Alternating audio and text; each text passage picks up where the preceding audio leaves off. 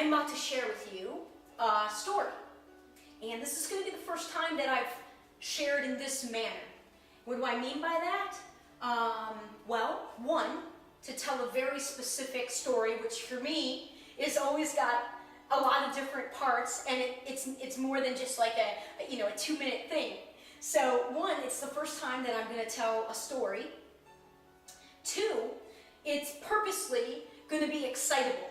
I am going to let myself get into the exact emotion of this memory because why wouldn't I? It's one of the best memories of my life, and all it does is make me feel amazingly powerful, positive, happy, full of love, nothing but positivity. So it doesn't do any harm to go back to that sort of past memory, because when you feel that, your present day body, your present day mind, that it doesn't know that was, all it knows is how you're feeling right now. That's the whole concept of visualization, which, by the way, was introduced to me for the first time by one of my coaches in my high school program that did more to develop me as a human being. The coaches in that program and that program itself,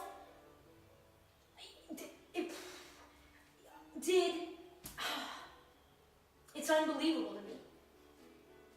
It's unbelievable because as I've chosen to rewrite my story and to go back through my life and relive it and focus only on all the positive of all of it, instead of how I had been telling my story. I had been telling all the sad, all the drama, all the heartache. And there is going to be a place to talk about that in my work, because that's how sharing of those stories and how I really have made peace with them is what's going to help others do the same in their lives. And you can't begin to get anywhere remotely close to your full potential if you're not at peace with the hurts of your past. So it's a beautiful exercise, and it has a place, focusing and talking about that in the terms of healing. But what I'm going to show you that we all can do is you can go back and focus on all of those happy memories from your past, and that can help you feel even happier in your present. And the happier you feel in your present, that creates what the future you want, which is a happier future. You can't create for yourself a happy future if you feel like garbage, and if you feel sad and depressed and unfulfilled and miserable in your present. It doesn't work that way. And by default, I'm telling you, we're all creating our own realities. You're doing it already. You can choose to believe it or not, but it's a law. It's a universal law, just like gravity. So it's in your interest, I'm telling you, to just open your mind a little bit to me talking to you about, one, that you create, you're doing this, but two, how to gain more awareness of what the energy is that you do have in your present, to know how you can adjust it to get truly what you desire for your future.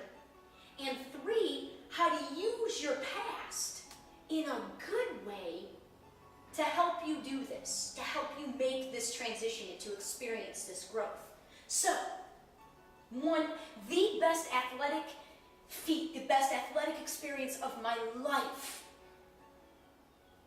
was November 19th, 1993. It's our senior year, and this is the district finals, right? And we've been ranked in the top 5 all year. And the year before, we lost early. We lost in the districts the year before. And this was it. And all I didn't care about any of the individual accolades. I didn't care about them. I wanted a state championship. By this point, our senior year, we had lost. We lost in the Final Four my sophomore year, so we got to the second final, second closest game, and we lost. Then we lost the state championship in soccer my sophomore year. Then we lost the state championship in soccer my junior year. Now we're in senior year. I wanted a state championship, okay? You better believe I was a competitor. I wanted a state championship. I didn't care about individual. I wanted a state championship. We had every intention to win the state championship.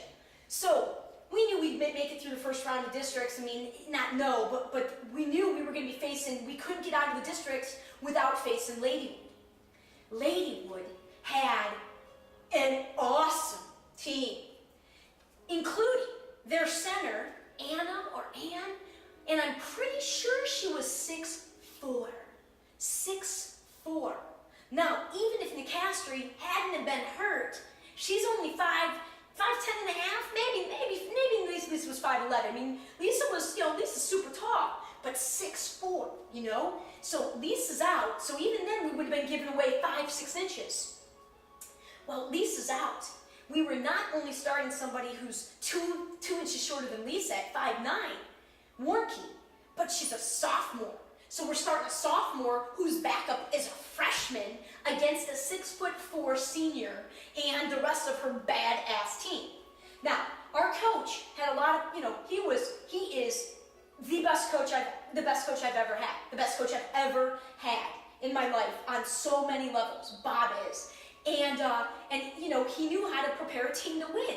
And Bob didn't leave much room for any expectation that you would lose. He was not that kind of coach. Like, he fully expected us to do our best and to win, and we did too. But the Ladywood game, man, you just felt it. If you ask him, I've never asked him this, but I know what I felt, and I'm pretty sure at least one or two of my teammates, my fellow seniors, felt it too. Bloom, he didn't say it, but at his core, what I felt was him like going, geez, man, I mean, my girls are awesome, and I'm a hell of a coach, and I can, but this is gonna be a tough game. Like, they are good. He didn't think we could win. He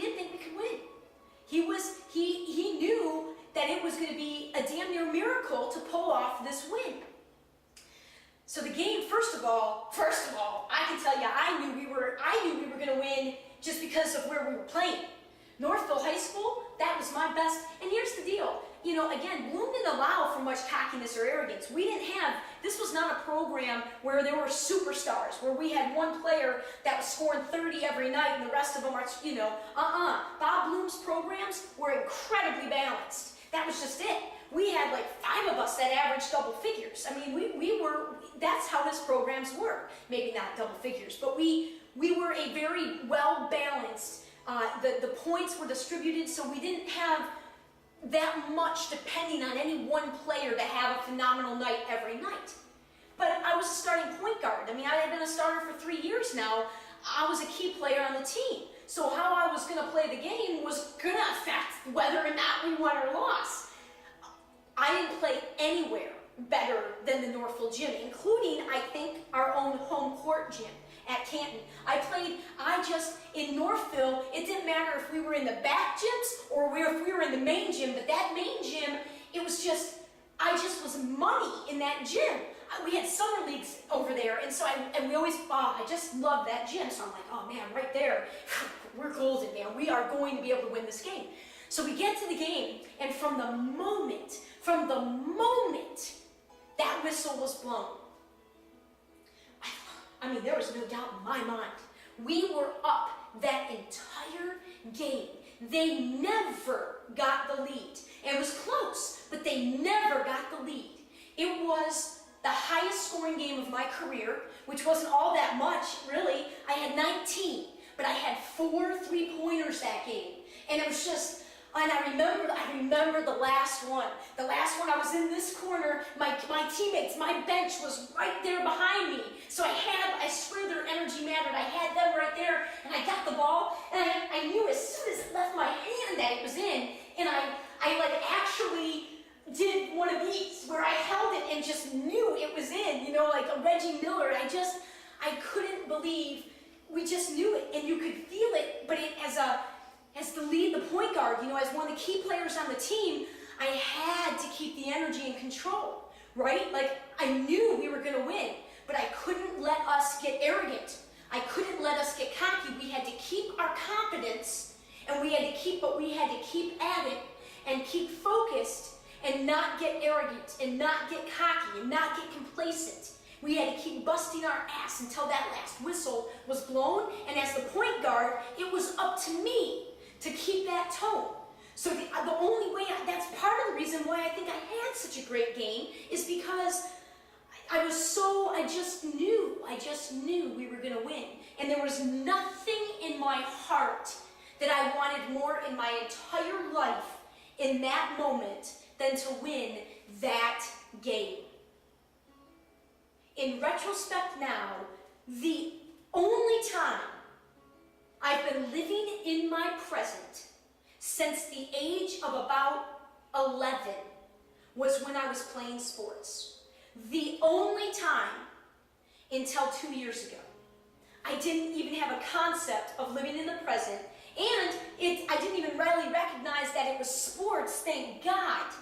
Thank God that gave me the training, to be the best training, I think, to understand what it really means to be in the present moment. And part of that is you're not aiming and focusing all your attentions on what's down the line, on your degree, which is 2 years down the road, and I'll be happy when I get that. No, what are you going for? What's going on in your life right now that deserves and needs all your attention?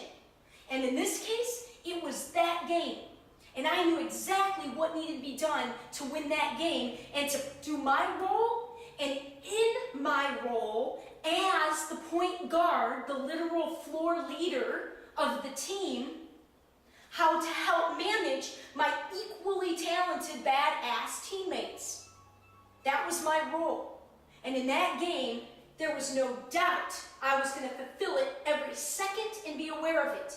So I hit this last three, and it was near the end of the game because that was my fourth one. And I can't remember exactly, but I got to think right up until the end, they were within 2 or 3 baskets. Like, we never got away from it. Man, it was close. That's what I'm saying. We needed to stay right there. So we're on offense, and somehow there's a turnover. There's a turnover because it wasn't a made basket, because it's a turnover, and I had to sprint back. And I think it was Melissa Campo that had that ball. And I sprint back, and I'm underneath their basket. Here comes Campo at like 5'9" or 5'10", and I'm there in enough time, and my little 4'11 and 3/4 ass stands right there and takes the full charge. Like, I am so fully planted, I take the full charge, go right on the ground, and you can see it in the video, and they had it in slow motion when our editors that did it. And I'm looking back as I'm laying on the ground, and I see the ref make the call for the offensive charge. And, I didn't play with a ton of emotion because I had been trained by my family that was arrogant, right? Like, you don't celebrate, and our coaches, to be honest. Like, you played, you let your game speak for you. We didn't trash talk, we didn't do any of that garbage. I mean, girls don't do a lot of that anyway as compared to guys, but when we would play the inner city girls, man, MLK in the summer leagues, those were fun games, but they talked a little trash. And it was just hilarious if we tried to do that back because we just sound like idiots, So we didn't trash talk, we didn't show off, but there I couldn't let the emotion. I'm on the ground and he makes that signal, and right there, I knew that was the steal. I knew it. That was the game. I'm like, game over. We did it. We got this game. And then, Northville's crowd, like the whole gym was packed. It was the greatest. So there was maybe a minute and a half left after that. And so the game kind of goes on. And now I'm in the backcourt. And as the final seconds tick down, they've got the ball. We know. I think we ended up winning by like 7. But we still wouldn't let ourselves even begin to celebrate until the clock was under 10 seconds. And I'm in the complete backcourt. And my closest friend, she was my closest friend in high school, My best friend went to Ladywood. My best friend, now she was working at the movies that night because I remember I went there afterwards, like totally naive. I'm like so excited, but I beat her school's team. She was working that night, so she wasn't at the game, and she wouldn't have gone to the games anyway. But my closest friend in high school, my closest friend, because we played all the sports together, was Erica. And Erica's at center court, and on our senior video, they cut this in particular, and I think a Whitney Houston song was playing in the background, and to this day, you know, my heart just, because Erica's just jumping, and I'm jumping, and finally, as it's like 7, 6, we're like, holy shit, we did it! We won this freaking game! And we were on cloud 9 all weekend. And in fact, because of how much nobody expected us to win that game. Nobody except for us. And so we got to school on Monday, and you know, it was a really big deal. But we played Mercy Monday night, and we weren't ready. We weren't ready. We weren't in our heads. We were still celebrating. I mean, Monday was the first time we could see anybody at school and talk about the win. And so everybody was still focused on that, and we didn't get game time ready. And Mercy, and we were behind in that game, and we ended up tying it at the end of regulation. And there's a picture where our team is all piled because they think that the three-point shot, that was an awesome shot hit by my teammate, that won the game for us. And there's a picture, they're all celebrating, and I'm coming out of the huddle with this angry look on my face because I knew the game's not over, you guys. Like, yeah, that got us into overtime, but get up. Like, the game is not over, and we lost in overtime. We lost in overtime, and I'm not the only one. I was a wreck for about a week and a half. I didn't say nothing, like, in school, man. Like, I was really, really depressed after we lost that game, and my basketball career was over, and the time in that program and with those friends, there's not really, you know, there's not a lot of talk or support or even knowledge or awareness or understanding of what those emotions were like. And I don't think I'm the only one that felt this like that. I would bet very much so that a lot of my Canton teammates, my former Canton teammates, felt this sort of just deep sadness for the ending of that part of our life, because it was that special. And I referred to this team in one of my blog posts, I think in the vision, when I'm talking about where all the different parts from where this dream of mine came from. And you're gonna hear very, very soon now, I've recognized I'm gonna be able to share the exact dream with you, which I've known for a lot of years now, but I've been afraid to actually say it because, well, I'm not gonna share it because I'm not afraid anymore. I'm gonna say it in a matter of days here.